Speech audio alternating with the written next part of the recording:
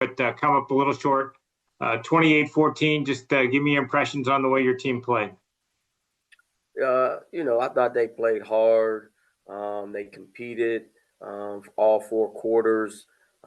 You had a lot of new faces on the field, but, overall, you were happy to see so many guys contribute that probably didn't even play for us last year. And so that part of it, you're excited about. But, at the same time, you play a team like that. Even though we controlled, only had 5 penalties to their 10, we had three turnovers and they had none. And so, it's always going to be tough to beat a team like that when you put it on the ground and they don't. What do you feel like obviously you're in the game, the 2 big plays at the end, I'm sure, you'd like to stop, but what do you take from that game, knowing that you can go to head on the road with a fairly young team that you can build on going forward? I think what you look at is the fact that we were able to do the things that we said we wanted to. We were able to run the football like we want to. You had 2 new quarterbacks. I thought both of them, for the most part, played fairly well in that hostile environment. Defensively, we had guys that made plays, but again. I go back even to the first quarter when we go up, we take the opening drive, go down and score and go up 7, and defense does a great job of getting a 3 and out, and we get a running into the kicker. Again, where's the momentum at if we don't do that? And, what we were doing, you go up 14-0 early, where does that put you? And then our defense does a great job again, holding them to another 3 and out, and then we drop the punt and give them a short field. And so, you see offensively and defensively, the guys are able to play the kind of ball that we expect here at Hampton. And then you get late and you kind of start getting the heat plays a factor, and you start getting worn down a little bit. But it was just good to see that we can go in that environment and play some great football. Just we didn't execute when we needed to, and you can't have those situations when you're playing a team like that. Touched on using the 2 quarterbacks, Isaiah Freeman and Braden Davis, and Isaiah throws for 117, and obviously had the big run that set up the first touchdown on that 4th down play. Braden, not a lot of yards, 84, but 11 for 12, so very efficient. What do those 2 guys bring to the table, and do you plan to kind of continue to use both of them going forward here? I mean, right now, yes. I thought they both managed the offense well. They had a good understanding. There's still some things that we have to work out, but overall, I always tell them, the offense is going to go as long as they see you feel comfortable, and they both felt comfortable being out there. They both were able to get the offense moving, and again, but some mishaps here and there, and we kind of stalled. But it was good to see both of those guys go out and execute the way that they did, and now we just have to take this week and just kind of fix those little things that can get us over the hump. And then we had talked about some new guys in the receiving group, and Marshawn Ferguson, Donovan Shepard, 5 catches apiece, kind of to lead the way. Were you pleased with what you got out of that position? Yeah, Shep was here on the team last year at running back, and his role moved up because we had guys graduate, and then Ferg was on the team last year as well, and so those 2 guys that made plays for us offensively were both on the team last year. Both played last year. Just their roles now become are bigger now, and it's good to see that they stepped up. Sometimes your opportunity now presents itself. You don't know how they're going to handle it, and I thought both guys did a great job of stepping up in their roles and contributing to the offensive side of the ball. Let's switch over to the defense. And as I touched on, I mean, you had held Jackson State to 14 points there until the final 6 minutes of the game. How did you feel as a group that they played? Hard. You go back to we had too many mental errors where guys could be in a hole and weren't in the gaps like they were supposed to be, or guy didn't blitz. But overall, they played hard. Again, a lot of new faces. You only had 3 guys on the defensive side that were on the team last year that played, and so those 3 guys with Canty and Will Hicks and Cam, they played some good ball. And then the guys that were new here stepped up, and again, we just got to find the right niche and get those guys in the right position, and we'll be fine. Elizabeth City State on Saturday, your home opener. How much are you guys looking forward to being at home, and what would you like to see from your team on Saturday?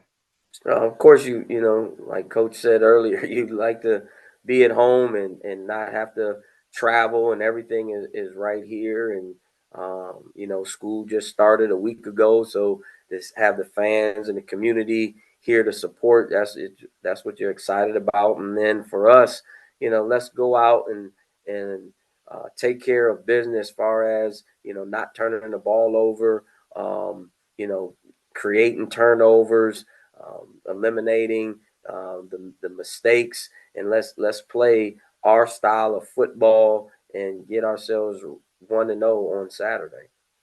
Question for you from Trevin. Go ahead, Trevin. Going on, Coach Trey, Virginia Powder. How you doing? Good. How are you? Doing all right. I guess starting with the quarterbacks, I'm curious. Obviously, you were saying they're both gonna continue to get run at least for the foreseeable future. A lot of times when that's the case, you're having quarterbacks that have, I guess, they bring different things to the field for the coach. And I'm curious from your perspective, what are they bringing like individually that makes them both valuable to continue to, I guess, continue to both utilize both of them in your offense?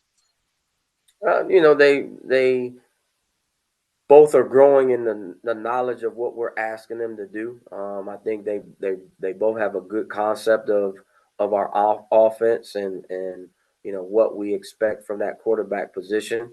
I do think that Isaiah just runs the ball better. And so you bring that element when you have a quarterback that's a threat to run. Now it's 11 on 11, not 10 on 11. And so you have to account for him when he's back there. And he's improving.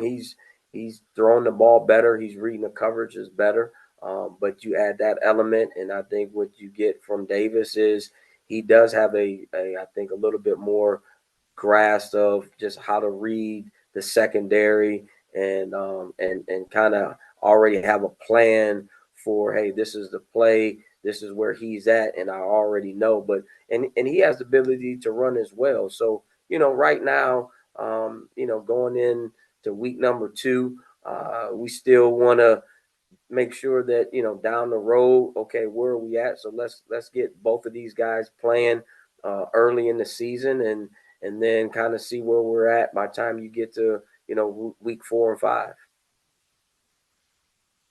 And on that first drive, you went for it on 4th deep in your own territory. What was the thought process there? And is that the kind of, I guess, aggressiveness you want to set as a tone for it on the Pirates this season? Yeah, I mean, we went into that game and just said, hey, we wanted to score first. We wanted to be the first one to score and put them in a situation that, okay, they're down 7-0. And so, that was our thought process going into that game. We've always been aggressive in that area, and we just felt good about what we saw on film. And if we got to this situation and it was short yardage, if we lined up in a certain way, we felt good about what they were going to be in. So that call, for us wasn't anything more than, hey, this is what we've seen on film, and we felt comfortable that they were going to be in it. And so, we had a little fake clap to go just to confirm it, and we confirmed it and said, here we go. You touched on it earlier, but mishaps and a couple small things are kind of what made the difference in this game. How do you clean some of those things up for Saturday's game, and just, I guess, to ensure that you guys are flowing in the game the way that you want to? Practice. We always look at what happened in the practice. In the game, and then we make sure that those things are taught and looked over and ran in practice. And then as a coach too, you sit in and you got to find out what are your guys good at. From game 1 to game 2, and say, okay, sometimes you put too much on a guy, maybe he can't handle that. So, okay, how do we get the best out of him? And so it may be, hey, you cut back on some things, or you word some things differently. So, as a coach, you always are trying to find ways to make sure that, again, you keep it simple as you can for some of your guys, and let them just go play football. Last one for me. You spoke last week about kind of using that season opener against Jackson State as a measuring stick. How do you feel about where your team is as a whole, with especially you guys were in there for the majority of the game, pretty much 4 quarters, and in the fourth quarter kind of a little bit of a collapse defensively. But overall, how do you feel about, I guess, how your team performed in this measuring stick game? Right. You never want moral victories. But, it's, again, my biggest thing is we played 10 true freshmen in that game. You played some guys that haven't been on the team. And so to see them come together on Saturday, because you never really know, how that looks for 10 freshmen, or true freshmen to play, not redshirt freshmen, true freshmen. And so how does that look with them and guys that haven't been on the team before? How does all that gel together? And I was pleased on that part to see that those guys all gel together. And I think the future looks bright, for us down the road. But we still have work to do, and we're going to continuously grow and build and see what's the best 11 to get on the field. Thanks, Coach. Good luck Saturday. Appreciate you. All right, Coach. Thanks so much for doing this with us this afternoon. Good luck on.